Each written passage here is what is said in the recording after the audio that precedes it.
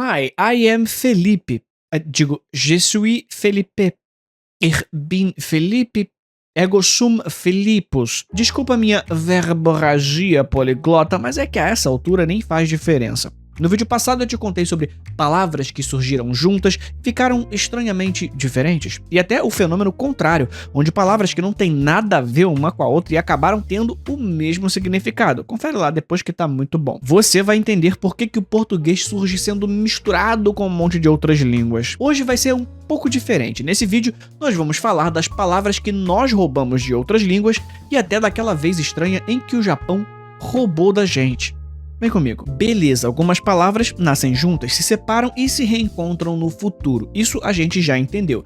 Mas pode acontecer de a palavra tá lá no cantinho dela e a gente simplesmente passar a mão leve e roubar. E aí, com o nosso jeitinho brasileiro, a gente chama esse roubar de empréstimo linguístico. Eu falei brevemente no vídeo passado sobre como confundimos pretend com pretender, mesmo que pretend signifique fingir, e como confundimos realize com realizar, quando significa perceber. Hoje eu quero falar de um empréstimo similar que se chama calque, ou seja, quando a gente copia por cima de uma palavra nessa tradução direta. O calque pode ser semântico ou morfológico. Calma, isso não vai virar uma aula genérica de literatura, eu prometo. Tem coisa interessante aqui, fica comigo. Um calque semântico é quando copiamos o sentido, tipo abrir uma janela no computador, que vem por causa do sistema operacional Windows. É isso o que diferencia da tradução, inclusive. A palavra janela já carregava o seu próprio sentido, mas ganhou um novo através do calque, quando trouxemos para o lado de cá. Já o calque morfológico é quando a gente copia a estrutura da palavra ou expressão mesmo. E esse aqui já começa a ter um cheirinho de tradução. Tipo o skyscraper, que virou arranha-céu, ou a honeymoon, que virou lua de mel, ou o brainwashing, que virou lavagem cerebral, e até o hot dog, que virou cachorro quente mesmo. Que, aliás, ironicamente, tem esse nome provavelmente por causa do cachorro salsicha. Um calque interessante também é o costume, em inglês, que geralmente significa fantasia, um traje específico, enquanto costume no nosso português é apenas um hábito. E pode não parecer, mas essas duas palavras têm tudo a ver uma com a outra, mesmo que pareça meio embaraçado, uma vez que essas palavras também são cognatos e homonímias. Não sabe do que eu tô falando? Eu expliquei no outro vídeo que vai aparecer nas telinhas aqui no final. Porque a fantasia é usar a roupa que algo ou alguém usa como costume. O inglês roubou essa palavra do francês, que por sua vez pegou do italiano, onde significava simplesmente moda. Isso porque o costume italiano vem do latim consuetudo, e é por isso que quando você tem um modo próprio de se vestir, é porque a sua roupa foi customizada. É algo ótimo para quem curte alta costura, até porque essa coisa do empréstimo linguístico não vem só do inglês, o francês também deixou vários calques pra gente. Alta costura é a tradução de haute couture, velha guarda vem de vieille garde, para-brisa é calque de pare-brise, palavra de ordem como as gritadas em protesto vem de mot d'ordre, e é claro que foram os franceses que inventaram a palavra de ordem. Só que isso não é simplesmente um ponto de vista, até porque o ponto de vista não vem de point of view, mas os dois vêm de point de vue no francês. Era o termo usado para se referir à melhor posição para se encarar uma obra de arte. E bem rapidamente, já no século XIX, passou a se relacionar com o conceito de enxergar através dos olhos de outro alguém. Desde que o português se estabeleceu para os lados de cá, a língua passou a ser bombardeada por outras e foi se modificando, o que, como acontece até hoje, gerou revolta em muita gente. Gente que queria pegar a língua e não guardá-la na boca, mas dentro de uma caixinha para que ela ficasse imaculada sem qualquer influência externa. E um dos nomes mais interessantes dessa luta foi um cara chamado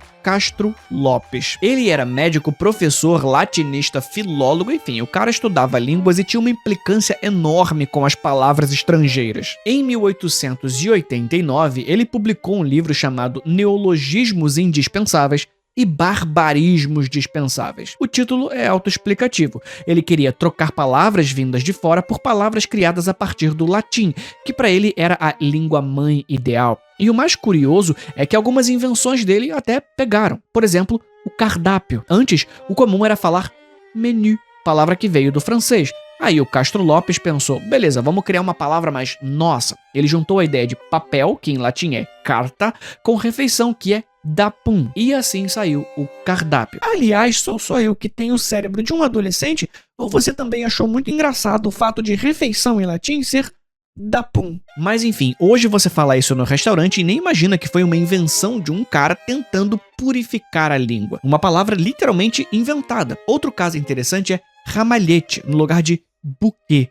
Buquet também vem do francês e tem essa ideia de conjuntinho de flores, meio que um pequeno bosque. Castro Lopes preferia ramalhete, que tem uma lógica parecida em português, um conjuntinho de ramos. Até aí, ok, dá pra entender, só que eventualmente o cara perdeu completamente a mão. Futebol, por exemplo, ele queria chamar de ludopédio, tipo ludo, que é jogo, mas pédio, que é pé. Ou seja, jogo nos pés. Tecnicamente faz sentido. Na prática, não dá pra imaginar alguém falando: pô, esse domingão tem ludopédio na TV. Turista, ele queria trocar por ludâmbulo, que seria algo como pessoa que anda por diversão. De novo, faz sentido na cabeça dele. Ludo pra jogo e âmbulo, que seria caminho ou passeio. Greve, ele queria trocar por demostasia ou até operinsurreição. Uma seria tipo parada do povo, a outra uma insurreição dos operários. Só que convenhamos, se o trabalhador já tá puto, ele não vai parar pra dizer que entrou numa operinsurreição. Greve soa muito mais grave. E tem uma das mais absurdas. Para substituir dar a última demão de tinta, ele inventou a palavra adungificar. Para drenagem, ele veio com aurenxugo ou auricanulação. Para avalanche, que é uma palavra importantíssima aqui para o Brasil, né? Ele propôs runimol, que seria uma massa de neve caindo. Para chofer, ele tentou cinesíforo, algo como condutor do movimento. E para claque, aquele grupo pago para aplaudir no teatro, ele sugeriu venaplauso, ou seja, aplauso comprado. Tudo isso para fugir da influência europeia. E já que fomos para a Europa, o japonês traz alguns exemplos interessantíssimos de empréstimos linguísticos, porque em vez de a gente roubar deles, foram eles que roubaram várias palavras do português durante os contatos com comerciantes e missionários europeus. Esse período de contato ficou conhecido como Nanban, que em japonês carinhosamente significa Selvagens do Sul. A chegada portuguesa começou em 1453, quando um navio atracou em Tanegashima, no sul do Japão. Sendo um bom brasileiro que não pulou as aulas de história, você já deve saber que nos séculos XV a XVI, os portugueses foram desbravar os mares em busca de novas terras e novas rotas marítimas. Como a rota para o Oriente estava cara e praticamente controlada por outros poderes, principalmente os otomanos e venezianos, eles decidiram focar na costa africana. Eventualmente, depois de chegar na Índia, eles tomam Malaca em 1511, se aproximando da China e entrando na rota de comércio da Ásia. Mas antes disso, em 1453, uma embarcação precária chinesa desvia sua rota por causa de uma tempestade e chega em Tanegashima, uma ilha japonesa ao sul de Kyushu. Dentro estavam Antônio Mota, Francisco Zeimoto e um terceiro, em algumas fontes, chamado de Antônio Peixoto, mas esse aqui não dá pra ter certeza. Tanto que por muito tempo a arma ficou conhecida justamente como Tanegashima. Em 1550, o Japão já estava repleto de armas. O território de Macau acabou virando um epicentro dessa troca, tanto que lá é o único lugar da China que se fala português. Eu expliquei essa história completa num vídeo que vai aparecer também nas telinhas aqui do final. Mas de volta ao que interessa aqui, como o português se misturou com o japonês. Os portugueses foram embora, mas deixaram um monte de palavras para trás. E alguns desses empréstimos ficaram tão adaptados que você conseguiria perfeitamente falar japonês só de saber falar português. Se você fosse numa padaria no Japão, poderia pedir um pan, porque vem de pão. Se quisesse um cigarro, poderia pedir também um tabaco. Karuta é uma palavra boa porque você descobre o que ela significa só de falar ela com pressa. Karuta. Karuta. Karuta. Karta. Karta. Karta. Karta. Carta. Se estiver chovendo, você pode colocar uma capa. Na sua camisa você prende o botão para assistir a chuva através do vidro na sua grande beranda, enquanto pega o seu frasco de uísque e derrama a bebida no copo. E também tem alguns casos mais obscuros que não dá para confirmar, mas ainda assim são muito interessantes. Tipo chabón para sabão, que nesse caso teve influência do espanhol também, mas o caso mais engraçado é o famoso tempura. Tudo indica que, em algum momento com os portugueses, eles trocaram umas ideias sobre cozinha e adoraram o jeito que os portugueses cozinhavam. Eles tinham um prato conhecido como peixinhos da horta, que era basicamente legumes empanados, e queriam muito aprender aquele tempero, entendeu? Tempero. tempura. Ou seja, começaram como bárbaros, terminaram dando dica de culinária. O próprio Ministério da Agricultura, Florestas e Pesca do Japão conta essa história. Mas enfim, eu tô falando tudo isso pra você tomar cuidado e não achar que qualquer palavra com cara de gringa é gringa. Vamos falar sobre o estranhíssimo fenômeno do pseudo-anglicismo. Pseudo-anglicismo é quando parece que a gente roubou uma palavra do gringo, só que a gente fez uma versão pirata de outra. É o Polystation da língua. Você já deve ter saído na rua e imaginado que os gringos também já viram um outdoor. Mas não. Esse tipo de publicidade eles chamam de billboard.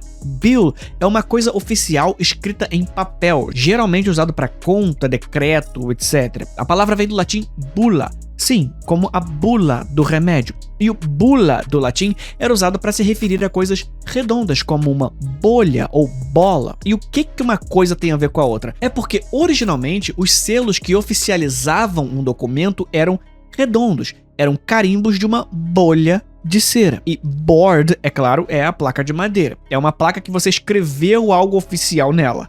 Billboard. Esse era um dos tipos de propaganda ao ar livre, ou em inglês, outdoor advertising. O brasileiro pegou só o começo da expressão e começou a chamar essa placa específica de outdoor. Toda essa propaganda para te convencer a ir no shopping. Em inglês, shopping é um verbo, é o ato de fazer compras. E, de fato, o lugar onde as lojas se centralizam para você comprar deve ser o shopping center. Mas quase ninguém usa essa expressão em inglês. Lá eles chamam de mall. E é claro que a origem tinha que ser esquisita. O mall vem de pall mall, que é basicamente o esporte mais pall mall que existe. O croquet, ou uma versão parecida com ele. O jogo era jogado numa alameda e essa alameda ficou conhecida como mall. Com o tempo, o mall passou a designar qualquer área arborizada como espaço público. Então, existem vários tipos de mall. O que você vai lá comprar é o shopping mall. É lá no shopping onde você pode comprar uma linda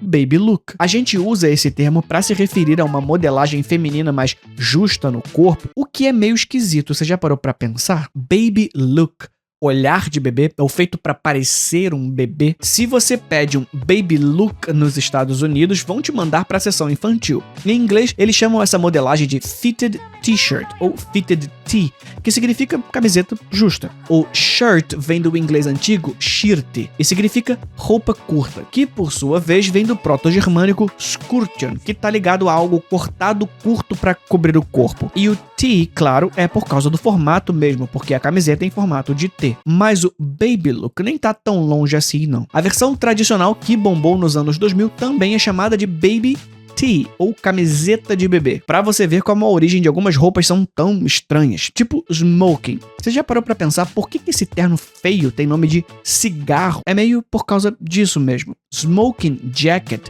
era uma roupa que homens ricos usavam pra fumar charuto sem deixar a fumaça grudar na roupa de verdade, tipo uma capa social do fumante rico. Só que em inglês hoje, o smoking é só o ato de fumar mesmo. Se você chegar nos Estados Unidos pedindo um smoking, o cara vai te olhar meio torto. Lá o nome é tuxedo, ou apenas tux, e esse nome vem de um clube de gente rica chamado tuxedo, onde esse tipo de roupa ficou famoso, mas nem todo pseudo-anglicismo é totalmente inventado. Às vezes a palavra até existe em inglês, só que a gente usa de um jeito meio torto, tipo office boy. Até existe, mas hoje soa velho. No Brasil é o cara que leva documento, vai no banco, resolve coisa na rua, essas microtarefas de escritório. Antes chamavam de contínuo. Qual foi mesmo o seu primeiro posto lá? Auxiliar de escritório. Mentira! É mentira dele! Começou como contínuo. Contínuo. Não foi como contínuo? Contínuo. Realmente Contínuo. Portanto, não se esqueça disso. Você é um ex-contínuo. Põe isso na sua cabeça. Porque por ser o cara que estava sempre correndo pra lá e pra cá, estava fazendo um trabalho contínuo. Em inglês, o mais próximo seria runner, porque, né, o coitado tá sempre runner, correndo de um lado pro outro. Aí tem o home office. No Brasil virou o nome que a gente dá pra quando tá trabalhando em casa. Só que em inglês, home office é o lugar, o escritório dentro da casa, o cômodo com mesa, computador, etc. Para falar da modalidade de trabalho, o certo seria working from home ou remote work. E claro, trabalhando de casa você usa o seu notebook. Só que notebook em inglês é, antes de tudo, caderno. A palavra notebook até é usada lá, mas para esse computador portátil, o mais comum mesmo é laptop.